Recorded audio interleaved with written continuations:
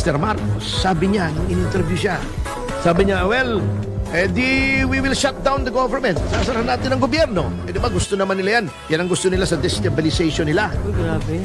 Just in case lang, sir, na pumabor, not in favor of the admin, yung position ng Supreme Court, meron po ba tayong contingency? No. We shut down everything. I guess that's what they want. They want the government to cease working. So yung matuloy yung kanilang mga destabilization na ginagawa.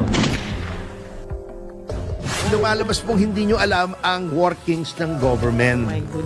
Kung sino man pong nagpayo sa inyo na Ituloy pa rin. yung gobyerno ay titigil, magsha-shutdown, kutusan nyo po. Kasi mali po.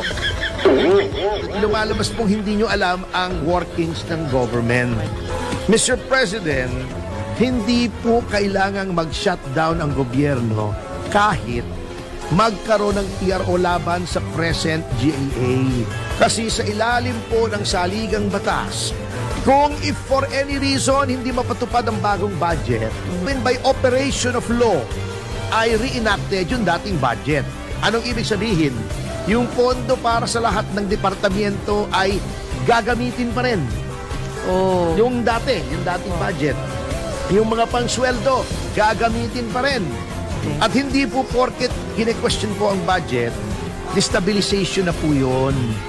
Sapagkat kaya nga tayo may Korte Suprema, checks and balance, ang abuso ng lehislatura, ang abuso ng ehekutiba, pwedeng idulog sa Korte Suprema kung may abuso nga, at ito ang gagawa ng paraan para matigil yung abuso. So huwag niyo pong mamasamain itong pagpunta ng ilang mga tao sa Korte Suprema kasi hindi lang naman po silang nakakapansin na may problema.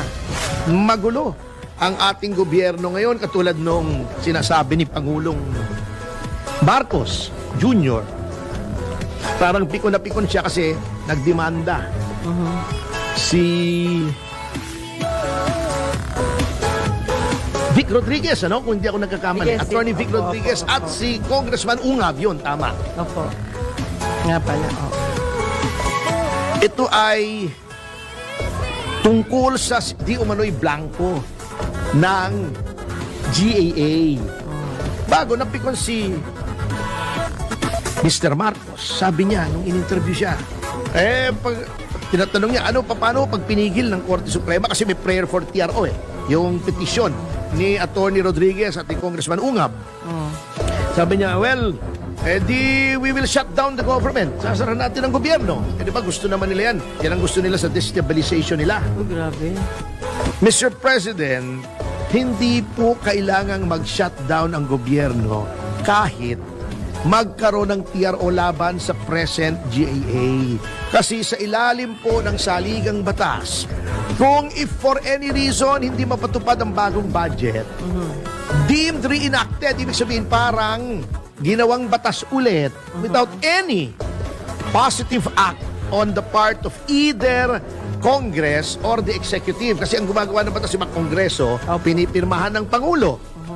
Wala na pong gagawin by operation of law ay reenacted yung dating budget.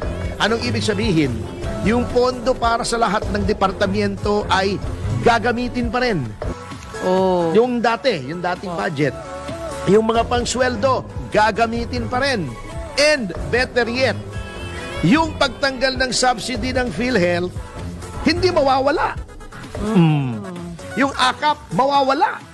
Yung mga questionable.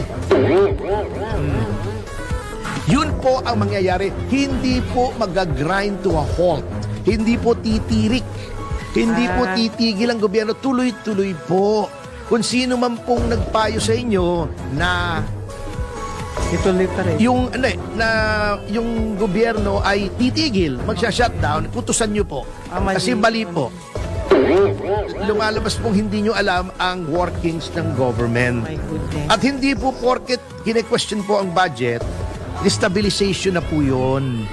Sapagkat kaya nga tayo may Korte Suprema, checks and balance, ang abuso ng lehislatura, ang abuso ng ehekutiba, pwedeng idulog sa Korte Suprema kung may abuso nga, at ito ang gagawa ng paraan para matigil yung abuso. So, wag nyo pong mamasamain itong pagpunta ng ilang mga tao sa Korte Suprema kasi hindi lang naman po silang nakakapansin na may problema. Even si Frank Trilon, sinasabi niya, bagamat mahirap questionin, may problema yung budget.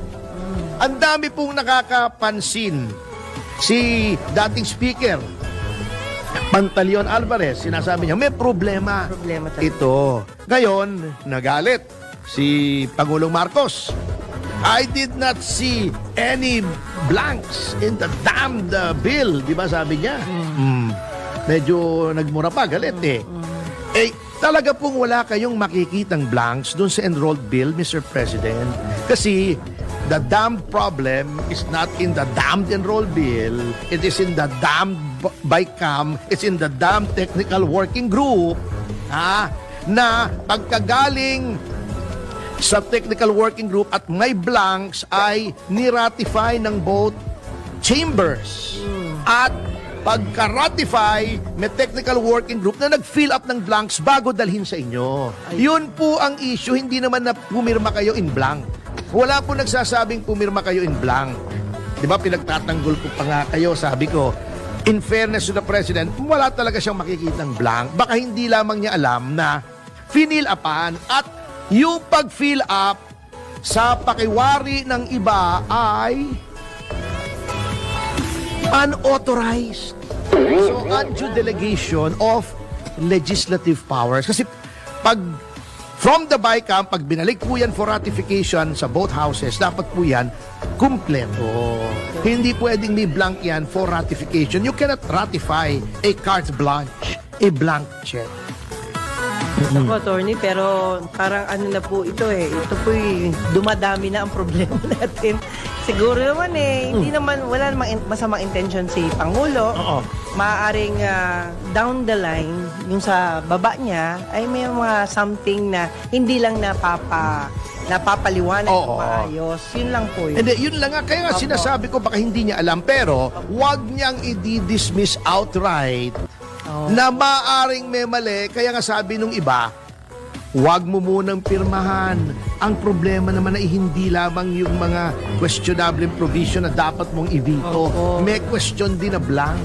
Ayun. Ibalik mo muna or imbestigahan mo sino bang gumawa ng blank nito. Sino nag-fill up the blanks? Yan ba ay may authority o wala? Oo, tama. So yun ang ating problema. Maaring in the long run, Mr. President, ay ma-uphold yung budget. Maari. Kasi anything can happen Opo. Kasi nga, being an enrolled bill, walang blanks. Ngunit, the question will persist. Unang-una, bakit ganyan ang budget mo? Bakit magulo? Bakit ang edukasyon ay mas mababa sa DPWH? Bakit puro flood control? Bakit may akap? Bakit ang daming unprogrammed? Hindi ba dapat guardian of the public purse ang lehislatura? Bakit ang luwag? Wala nang control ang spending, walang direksyon. Wala sa National Expenditure Program ng Executive. Hindi nagkakatugma. Hinayjack. Nilakihan yung mga budget na sa tingin ng iba ay gagamitin sa politika dahil election year tuong 2025. Yan ang mga kaduda-duda. At yan po, alam nyo, it may not be now. Sana makuha niyo yung lesson ni Pangulong Noynoy Aquino. Yung mga kakengkuyan pong yan, katulad kay Noynoy, dengbak siya. Pinakukulong yung mga kalaban, katulad kay Presidente Arroyo, sa 44. Malpak. Unang-unang araw pa lang, di ba, namatay na yung mga hostages sa Luneta. Yung mga ganun ba? Bago ayaw mag-apologize, naiipon po yan little by little, parang anay yan, Yung masakit. na undermine yung inyong legacy, which you should be thinking of. Kasi 3 taon na lang po kayo. Ang bilis po ng araw, Mr. President. And again, ako, loyalista ako. Again, din kayo in all sincerity, sa buong katapatan at pagmamalasakit, you have been given 1 billion in one chance na i-redeem yung legacy na 40 taon pong binabakbak ng mga dilawan na yung pangalang Marcos ay iangat. Sana po yung the remaining 3 years ay magawan po ng paraan. Ayun. Because we still believe for all his faults, naging magaling na Pangulo si Pangulong Marcos Sr. Oh, yeah. Right. At hindi lang po yan. Siyempre, parang maalala naman natin na tama talaga yung dating Pangulo. Oo, Dating, hindi siya, wala si namang, Apo. wala namang perfectong tao eh. Opo. Meron naman, Ah. si Perfecto Fernandez, yung dating profesor sa UP. Perfectong tao yun. Perfecto nga ang pangalan niya eh, di ba ga? Opo. Sabi nga ni, sabi nga ni Ariana Grande, imperfect for you. Wow. Di ba? Oh, yeah.